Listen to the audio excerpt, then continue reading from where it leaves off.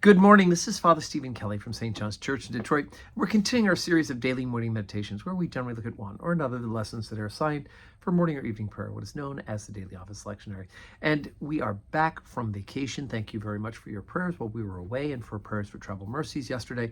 My body clock's still going to be a little off today, but I'm going to be having, God willing, 12:15 Holy Communion today for Wednesday, and then 4 o'clock evening prayer. So we get right back into our regular good routine of worship here at St. John's Church.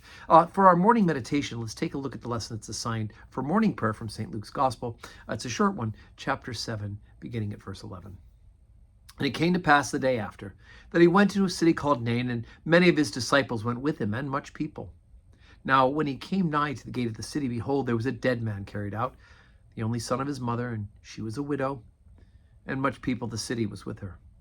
And when the Lord saw her, he had compassion on her, and said unto her, Weep not.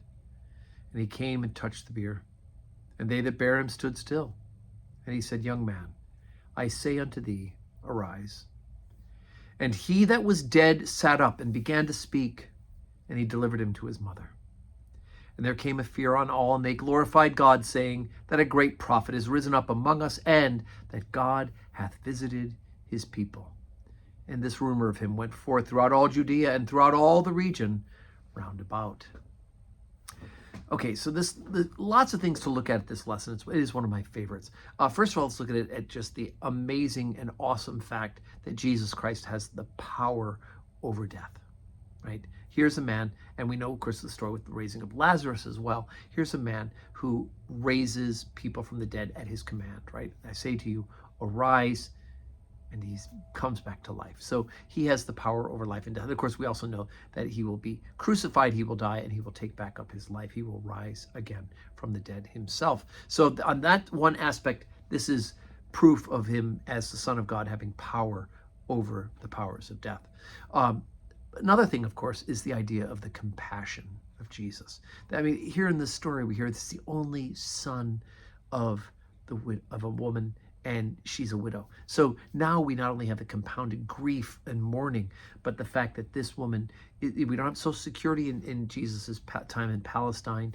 The adults, the parents, were dependent upon their children to care for them in their old age, and especially if she's a widow, she doesn't have a husband who's working and helping to support the family as well, and most likely she did not work outside of the house. That was not very common, and as a widow, she would be destitute because she'd have a son to help to support her. So she has the grief and the financial position.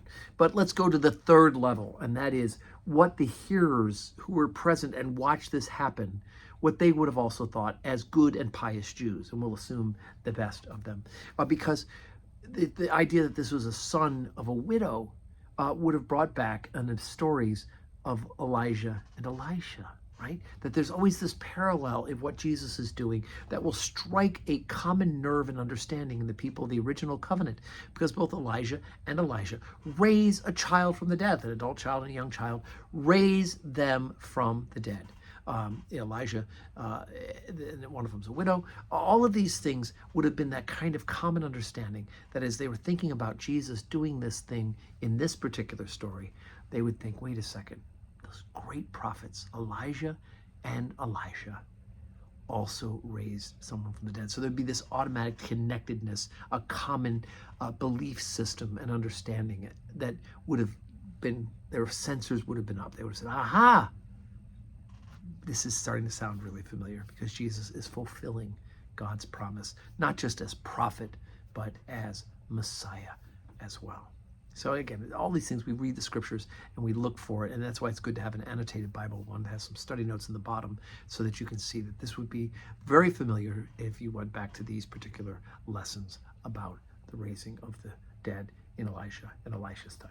So anyway, it's a little helpful Bible study for you.